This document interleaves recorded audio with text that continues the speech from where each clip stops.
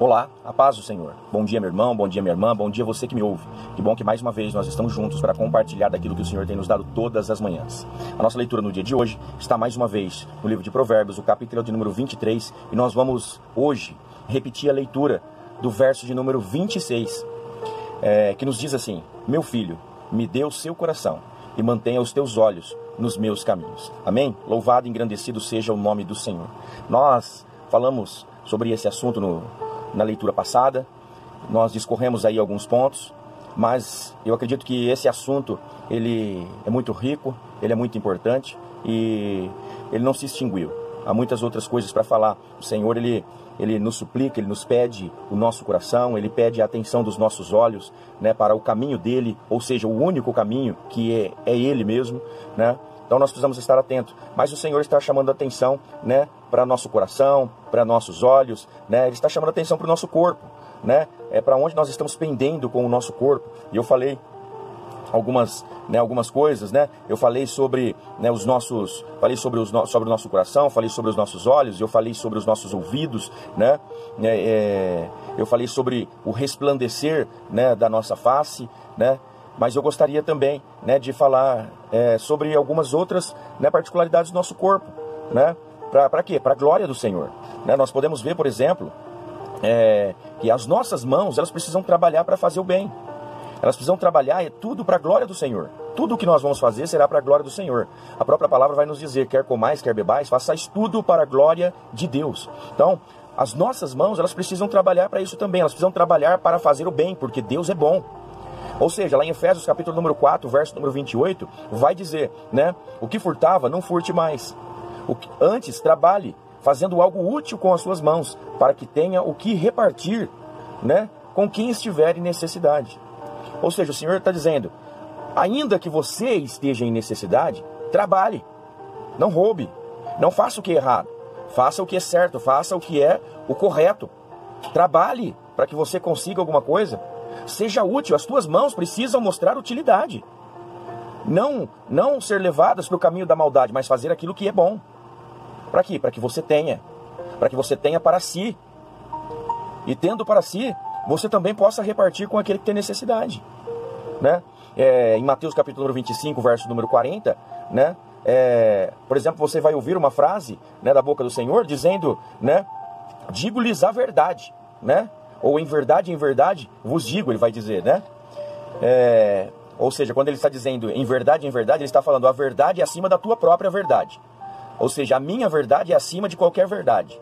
Qualquer verdade é relativa, mas a minha verdade é absoluta. A minha é a que impera, a minha é a que vale. Então, em verdade, eu vos digo que quando vocês fizeram alguma coisa a um dos meus pequeninos, vocês fizeram particularmente para mim. Vocês fizeram para mim, pessoalmente. Porque é assim que nós glorificamos ao Senhor e é assim que nós servimos ao Senhor, quando nós fazemos para o próximo, né? Em Mateus capítulo número 25, ele está dizendo, né, que deveria ser visitado aquele que estava preso, deveria ser saciado de sede aquele que estava com sede, deveria ser alimentado aquele que estava faminto, né? Deveria ser recebido aquele que é o estrangeiro de fora da terra, né? Ser acolhido, entende? Ser bem recebido. E o Senhor diz que quem fez isso, fez para Ele, fez para Deus.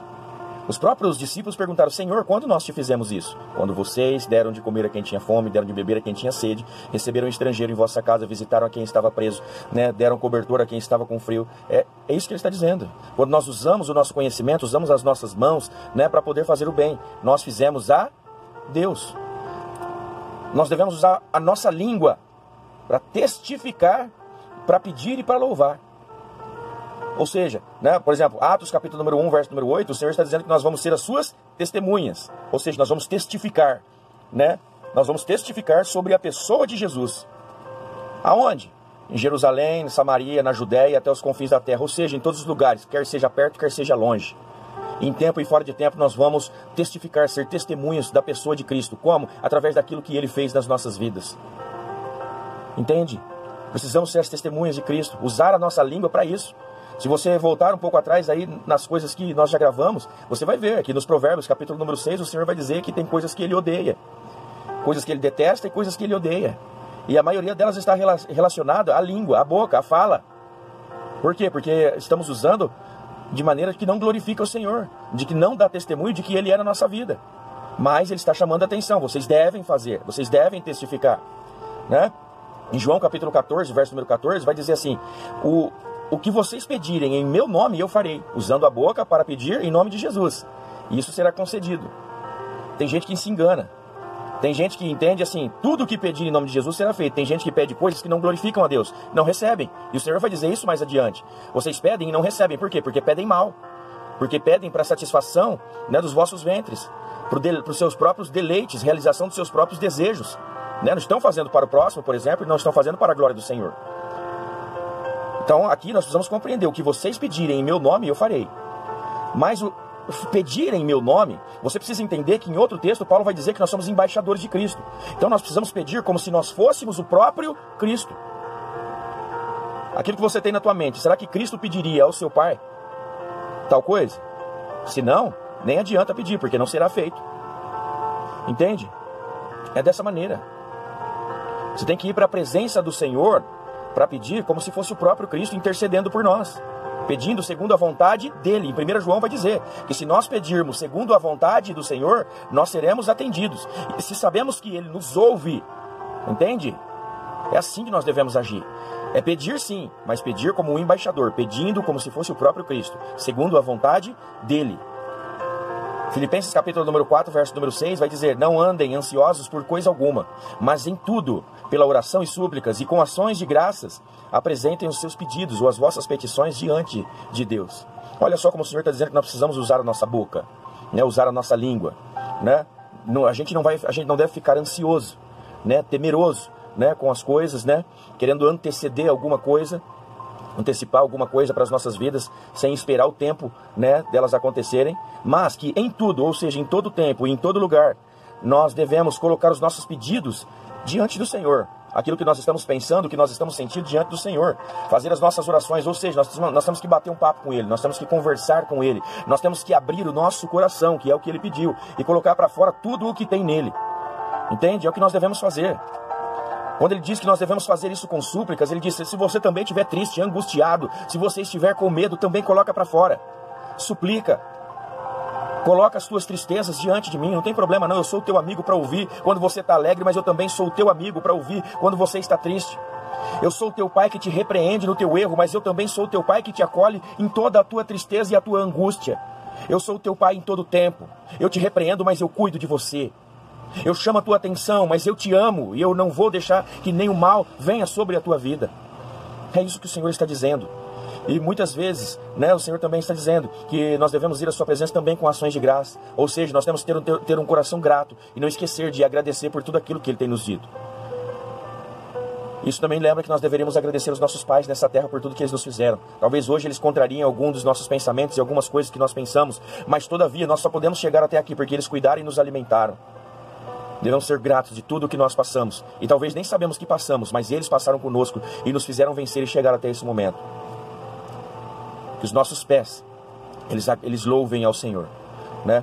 Isaías 52:7 vai dizer: como são belos, né, sobre os montes os pés daqueles que anunciam as boas novas. Ou seja, os nossos pés têm que se apressar na direção daqueles que não conhecem o Senhor, daqueles que não conhecem a paz de Jesus, daqueles que não conhecem as boas notícias de que eles não são mais escravos, eles não precisam mais ser escravos, não precisam mais continuar presos nas prisões, né, do pecado e da morte. Não, por quê? Porque existe um Jesus que já fez uma obra na cruz, e essa mensagem precisa chegar, porque o que Ele fez lá pagou tudo aquilo que nós devíamos. E se nós aceitarmos esta obra de Jesus sobre as nossas vidas, nós somos livres. A salvação chega nas nossas casas. Por quê? Porque o Senhor reina. Porque o Senhor reina. Os nossos pés devem glorificar a Cristo como? Como está em Lucas capítulo 9, verso número 23. Se alguém quer caminhar com Cristo, se alguém quiser vir acompanhar a Cristo, precisa negar a si mesmo e tomar a sua cruz de todos os dias e segui-lo.